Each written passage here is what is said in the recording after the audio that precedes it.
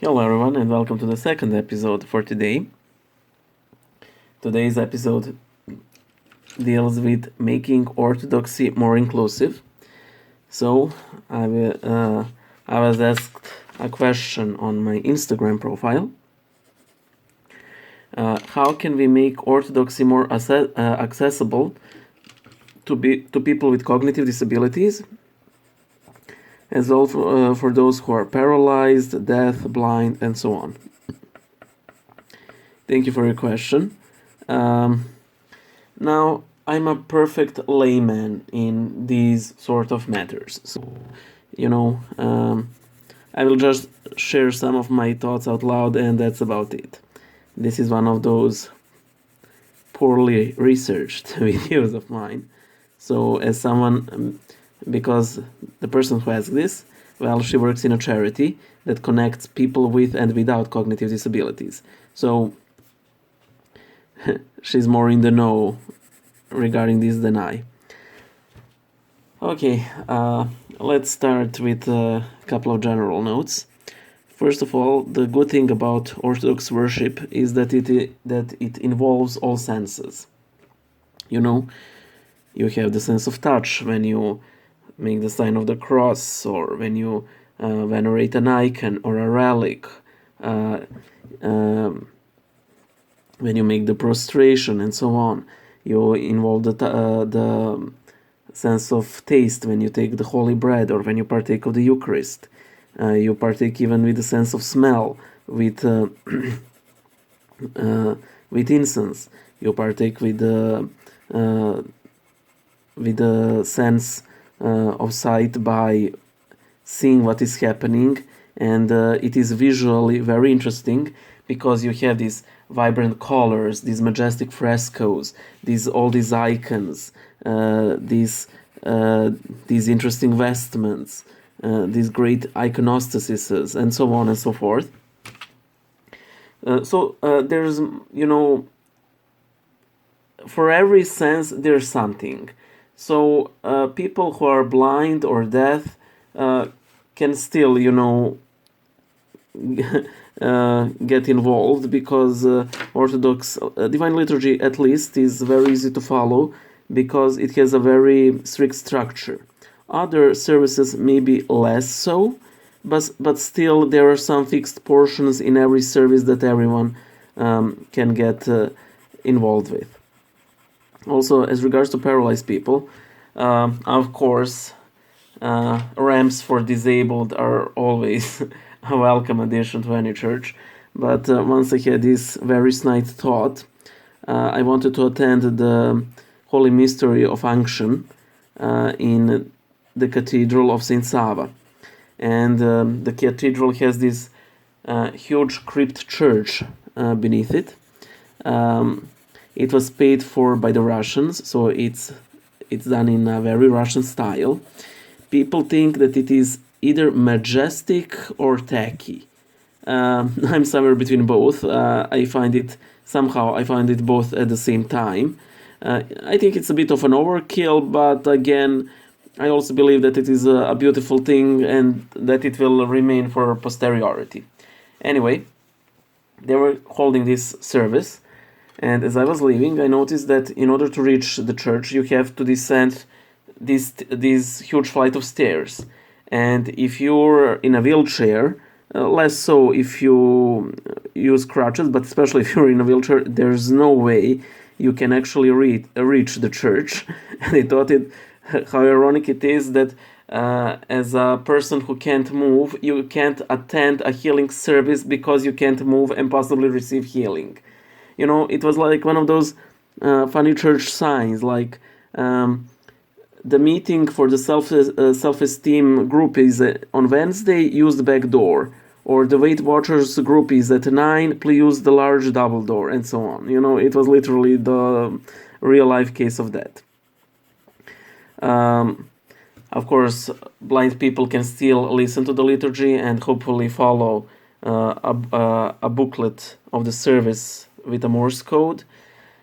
People who are deaf can still use the visual cues to see where the service is at.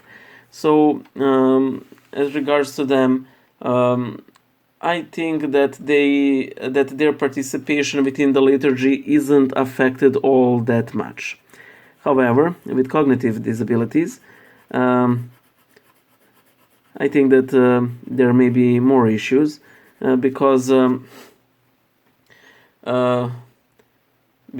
every person is, of course, very different. I know one person, I won't name her. Anyway, she has this.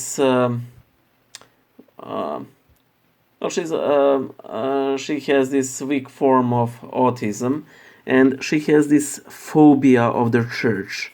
Once I took her to Serbian cathedral, not the cathedral of Saint Sava, other cathedral, a cathedral of Saint Michael, just to have a priest read prayers over her, and she was so afraid to enter the church. It was a classic phobia, but everything went fine. She went through it, and later on she said, "Oh well, it was fine, but I'm still sort of scared of the church."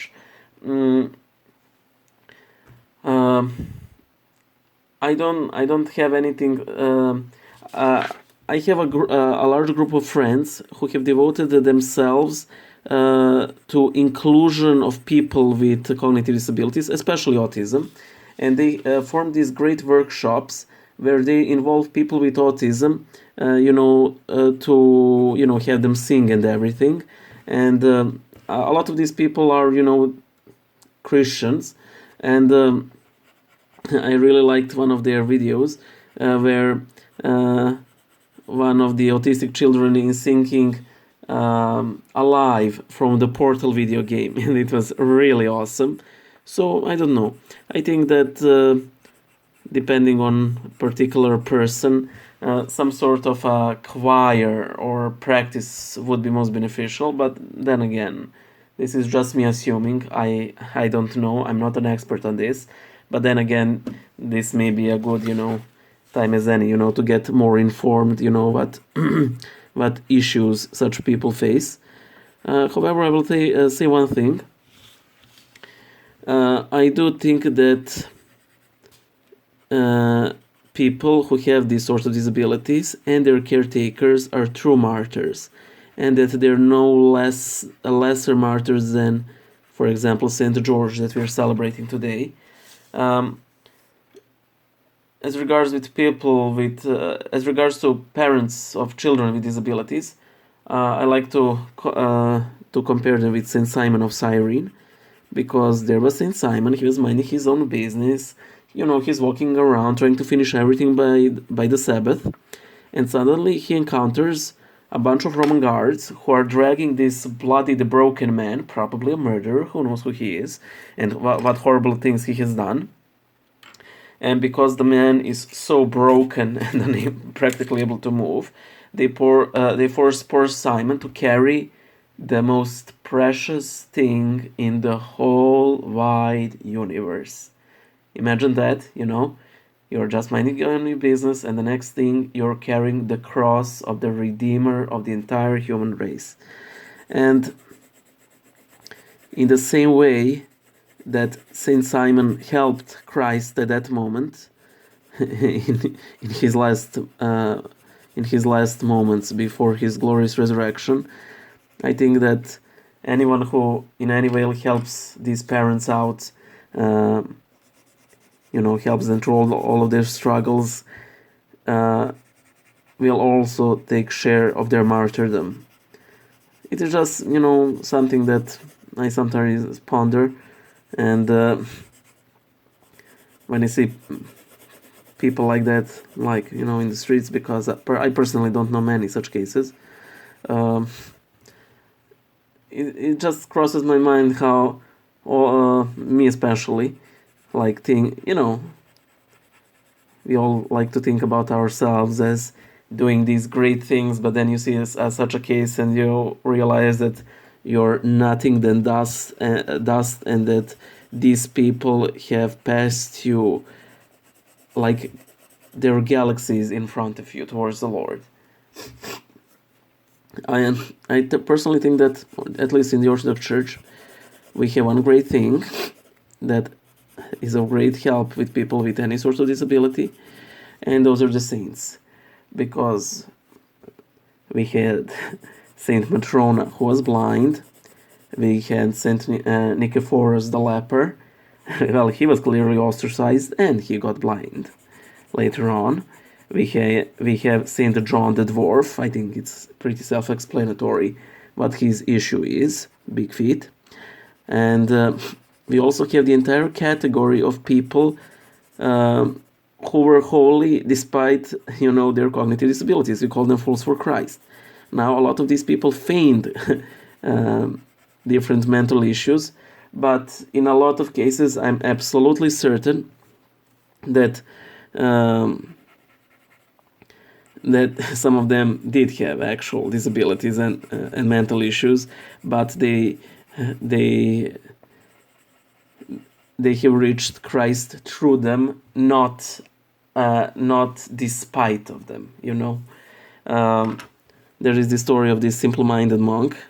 I like the word simple-minded because I know it makes people sound really meek. I don't think it would. I know, to me it doesn't sound offensive. I know it's meant to be, but it doesn't sound to me. Anyway, people were trying to teach him how to recite Hail Mary, but he never could. He could only say Hail Mary, the Lord is with you, Hail Mary, and he kept repeating it over and over and over again. And when he died, these lilies blossomed on his grave, and when they opened his grave, it turned out that these lilies were growing from his mouth. So yeah, Christianity is primarily the religion of heart. Yes, we need to accept it with our mind, but not all minds are created equal. But mind is one of those things that usually stands in your way when you approach the Lord. It's all about the heart. And I think that is why David in his Psalms continually says that God judges kidneys and hearts. That is our innards. That is our inner essence. Not our outer shells, our minds. There's this story about Crazy John. He was a fool for Christ in modern day Athens, and he said that people with cognitive disabilities were practically God's ticket to heaven to those people and people around them. So that's something to think about. Can we do better in this regard? I think we can. Bye.